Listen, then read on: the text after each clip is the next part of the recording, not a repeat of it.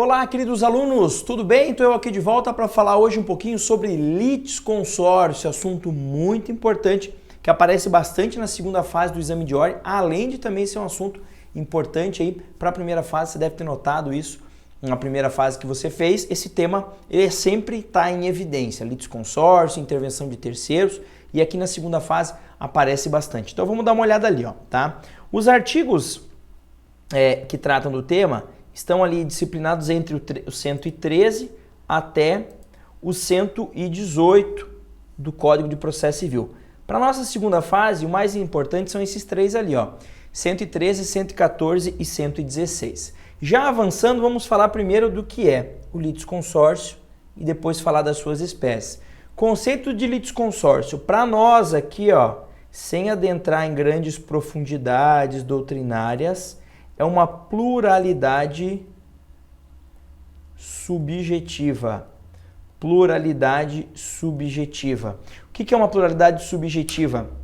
Eu tenho mais de um sujeito em um dos polos ou nos dois polos da relação jurídico-processual. Em resumo, eu tenho mais de um autor, eu tenho mais de um réu, ou eu tenho mais de um autor e mais de um réu, tá? Isso é litisconsórcio. João ingressa com uma ação indenizatória contra Maria e Antônio. Perfeito. Temos uma pluralidade de sujeitos no polo passivo. Temos mais de um réu. Temos um litisconsórcio no polo passivo. Poderia ser o contrário? Poderia ser João e Maria contra Antônio. Poderia ser João e Maria contra Antônio e Daniel. Não importa. Se eu tiver mais do que um sujeito em um ou mais polos da relação jurídico-processual, eu tenho litisconsórcio, tá? E aí, dentro disso, eu vou ter aqui, ó, uma classificação em três tipos. As que mais importam são essas três classificações que eu vou te trazer aqui, ó. Eu posso ter o litisconsórcio classificado de acordo com o polo em que ele é formado. Então eu posso ter o litisconsórcio ativo, passivo ou misto, tá? Esse ativo, passivo ou misto sem maiores dificuldades. Litisconsórcio ativo, mais de um autor. Litisconsórcio passivo, mais de um réu. Litisconsórcio misto, mais de um autor e mais de um réu. Esse misto aqui, ó, ele pode aparecer com outros dois nomes, dá na mesma, o bilateral ou o litisconsórcio recíproco. Posso ser sincero, essa primeira espécie, essa primeira classificação é muito fácil. Eu não apostaria nela da tua prova. Se cair, nossa, de graças a Deus, mas eu não apostaria. Eu apostaria na segunda e terceira classificação que a gente vai ter aqui, ó. E aí ele pode ser um litisconsórcio simples ou unitário, já vamos falar mais sobre isso daqui.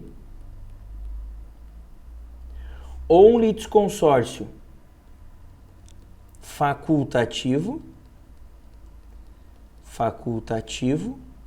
ou obrigatório, ou também, mesma coisa, necessário. Eu até prefiro o nome necessário, mas alguns chamam de obrigatório. Beleza? Professor, o que é o simples? O que é o unitário? O que é o facultativo? O que é o necessário? Vamos ver a partir de agora, começando pela distinção entre o simples e o unitário. E a melhor distinção que a gente tem, ela advém de um conceito do código. O código, ele define o que é unitário. Então, se não for o que está escrito aqui, será simples. Vamos lá. O litisconsórcio será unitário quando, pela natureza da relação jurídica, o juiz tiver de decidir um mérito de modo uniforme para todos os litisconsortes. Olha lá, ó. Unitário. Decisão uniforme. Olha lá, o juiz tem que decidir. É uma obrigação de decisão uniforme. Vamos anotar isso daqui, ó. É obrigatória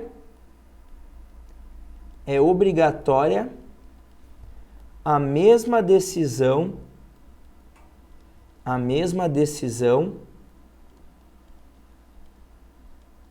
para os litisconsortes. É obrigatória a mesma decisão para os litisconsortes. Não é que pode ser igual a decisão, será igual. Professor, mas quando começa a ação, a gente já sabe se o litisconsórcio é unitário ou não? Já. Mas mesmo sem produzir prova, mesmo sem ouvir o réu? Já. Vou te dar um exemplo. Imagine que eu tenha um promotor de justiça aqui em Curitiba que seja eternamente apaixonado pela Bruna. Quem que é a Bruna? A Bruna é minha esposa. E desde a época da faculdade, ele dava em cima da Bruna, paquerava a Bruna, entreguei a idade, né? Ele flertava, né? Aí piora. Ele dava em cima da Bruna, ele tentava, ele trazia flores, ele conversava com a Bruna, ele era simpático com a Bruna ia comprar alguma coisa para tomar, ele se antecipava e comprava para ela, a Bruna ia sentar, ele puxava a cadeira, a Bruna ia pegar um ônibus, ele oferecia para acompanhá-la até o ponto. Ele era um eterno apaixonado pela Bruna. Mas na época da faculdade, a Bruna conhecia um cara muito mais legal, que é esse que vos fala. A Bruna me conheceu, desde a época da faculdade a gente começou a namorar, e esse promotor nunca se conformou. Hoje o promotor nunca se conformou. E ele resolve propor uma ação para anular o casamento de Guilherme e Bruna. Então você tem lá o Ministério Público ajuizando uma ação contra Guilherme e Bruna. Professor, que sacanagem, pois é. E entre Guilherme e Bruna paira um amor absurdo. Por isso eu desenho esse coraçãozinho aqui, ó, para vocês lembrarem disso daqui. Quem estiver assistindo essa aula, me marca no Facebook, no Instagram, onde for. Que linda homenagem para sua esposa, para eu mostrar para ela, tá? Pergunta número 1. Esse litisconsórcio é simples ou unitário? Eu não sei, eu não li a inicial, não precisa ler. O Ministério Público quer anular o casamento. Vamos lá. O casamento é do Guilherme? O casamento é da Bruna? Ou o casamento é dos dois? O casamento é dos dois, professor. Então, tem como o juiz anular o casamento pro Guilherme, dizer, olha, Guilherme, anulei teu casamento, mas a Bruna permanece casada. Ou, Guilherme, você não anulei o casamento para você. Mas para a Bruna não, ela permanece casada. Existe essa possibilidade? Não. Ou o juiz anula para os dois, ou não anula para ninguém. Então, quando ele recebe a inicial, ele não sabe se vai anular o casamento. Isso ele não sabe. Isso vai depender do processo judicial, da produção de provas, do exercício do contraditório, sem dúvida nenhuma. Mas uma certeza que ele tem absoluta é a seguinte, olha, ou ele vai anular para os dois, ou ele não vai anular para ninguém esse casamento. Ou seja, em relação a Guilherme e Bruna, a decisão tem sim que ser a mesma. Não há opção de o juiz anular para um lado e não anular para o outro. Isso não, tá? Então, nesse caso, o litisconsórcio é uniforme? É uniforme. A decisão tem que ser a mesma? A decisão tem que ser a mesma. Ou para anular para os dois, ou para não anular para nenhum deles. Beleza? E quando não é assim o litisconsórcio? Aí é simples. Vou dar um exemplo. Eu, Guilherme,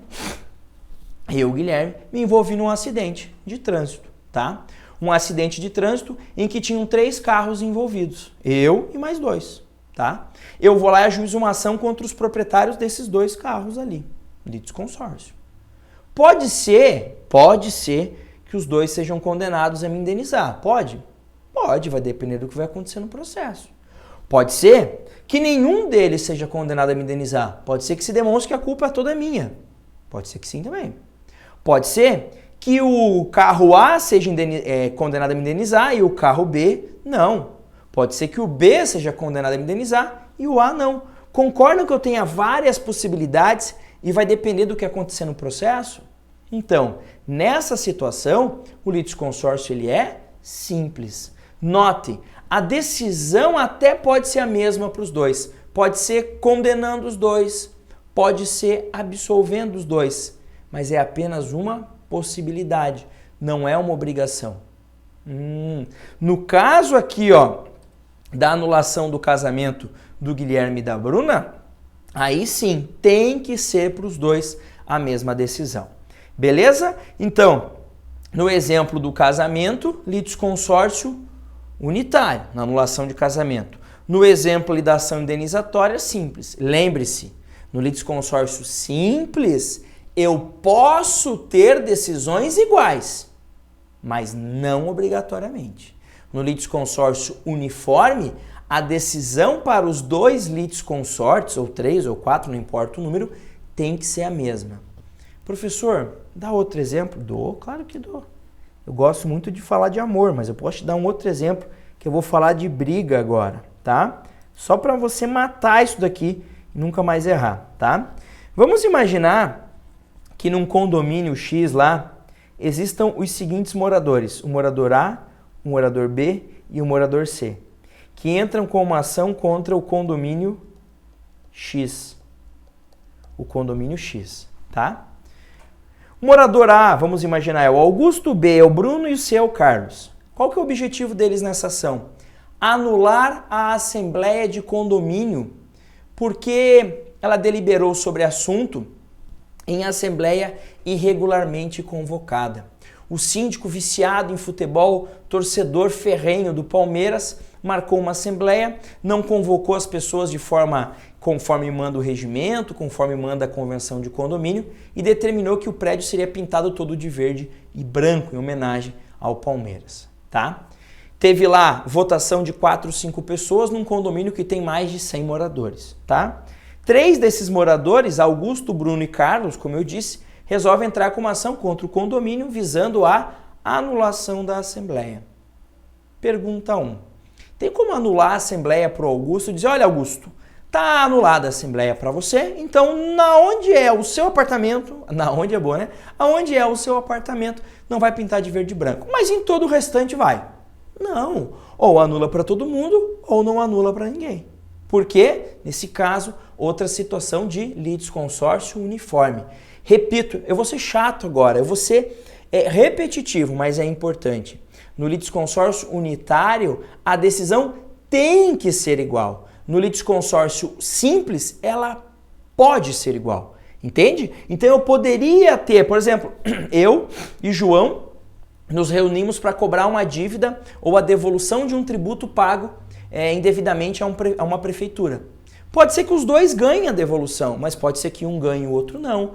Pode ser que um ganhe uma parte e o outro não. Ou seja, não precisa ser a mesma decisão. Vai depender do que vai acontecer no processo. Se um provar que pagou o tributo, ele vai ganhar, vai que o outro não prova. Agora, no caso da anulação de casamento, no caso da anulação de assembleia, não. A decisão tem que ser a mesma, independente do que aconteça no processo. Ela vai ser igual para os dois. Ou os dois vão ganhar, ou os dois vão perder, ou os dois vão ganhar parcialmente. Beleza? Tranquilo? Então, se não for unitário, nos termos do 116, ele será simples, tá? Segunda classificação que a gente tem, litisconsórcio facultativo e necessário. Faltou um acento aqui, tá? Ou obrigatório, mesma coisa. Olha lá. Será necessário por disposição de lei ou quando, pela natureza da relação jurídica controvertida, a eficácia da sentença depender da citação de todos que devam ser litisconsortes. Professor, me dá um exemplo. A anulação de casamento, sim, né, gente? Concorda? A relação jurídica que eu quero anular é o casamento. Desse casamento, as duas partes participam. Então, as duas devem estar no processo. Então, aquele litisconsórcio lá da anulação de casamento, ele é unitário e necessário? Sim, unitário e necessário. Então, eu posso afirmar, professor, que todo litisconsórcio unitário é necessário? Não. Posso afirmar que todo litisconsórcio necessário necessariamente será unitário? Também não. Professor, tá difícil. Não, são coisas separadas. Vou dar um exemplo aqui, ó. Esse litisconsórcio aqui, ó, então vamos definir isso aqui. Esse é unitário e necessário, tá? Esse aqui é unitário, mas não é necessário, é facultativo. Como assim? Ué, o A, o B e o C entraram com ação. Lembra que eu disse que tem mais de 100 moradores no condomínio? Cadê o resto? Não precisa entrar? Não. Se o A quisesse entrar sozinho, poderia. Se o B quisesse sozinho, se o C quisesse sozinho, poderia. Se o D quisesse, não importa.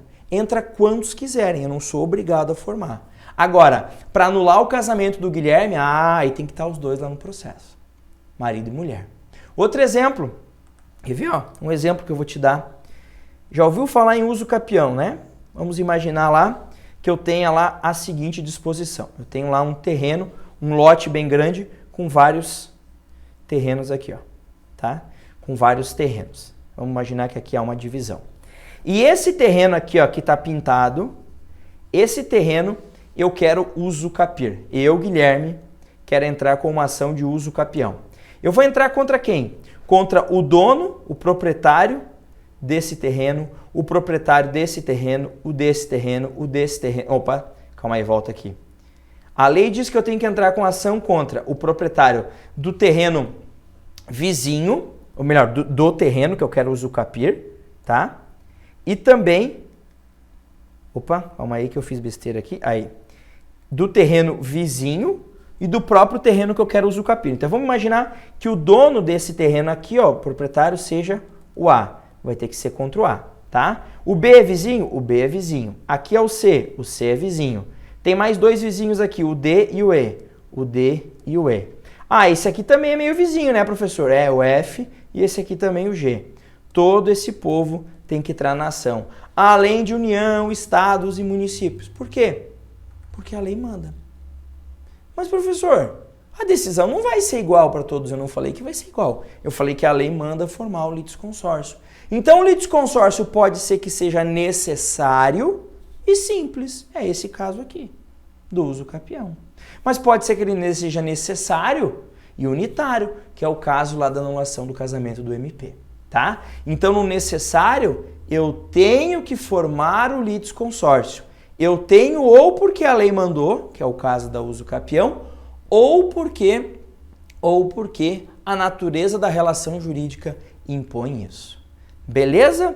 Entendido esses conceitos de litisconsórcio, necessário para diferenciar do facultativo, simples para diferenciar do unitário, a gente passa para falar das consequências da formação do litisconsórcio, tá? Só antes disso, professor, mas o facultativo é quando? Quando não é obrigatória a formação. Então, exemplo assim, ó. Eu quero processar o João. Você também quer processar o João pelo mesmo acidente. A gente pode se reunir se quiser e processaremos o João. Mas a gente pode fazer separado? Pode. O avião da TAM caiu. Lembra aquela vez que caiu lá em 2007, né, em Congonhas? As famílias poderiam ter se reunido, entrado com uma ação só. Elas acabaram formando lá uma associação, mas poderia cada herdeiro entrar com a sua ação? Poderia. Poderia. Então, no facultativo, é uma faculdade se reunir em litisconsórcio. Não é obrigatória a formação do litisconsórcio. E aí a gente vai ver que quando não é obrigatória, não precisa formar. Agora, quando o litisconsórcio é obrigado a ser formado? Quando eu tenho que formar o litisconsórcio, mas eu não formo. O que isso acarreta? Qual é a consequência jurídica disso para dentro do processo? É isso que a gente vai ver na volta do bloco. Essa aula, para não ficar muito longa, vai ser dividida em duas partes. Litisconsórcio 1, litisconsórcio 2, para você dominar esse tema e nunca mais errar a questão sobre isso daqui, ok? Um grande abraço, bons estudos e até mais.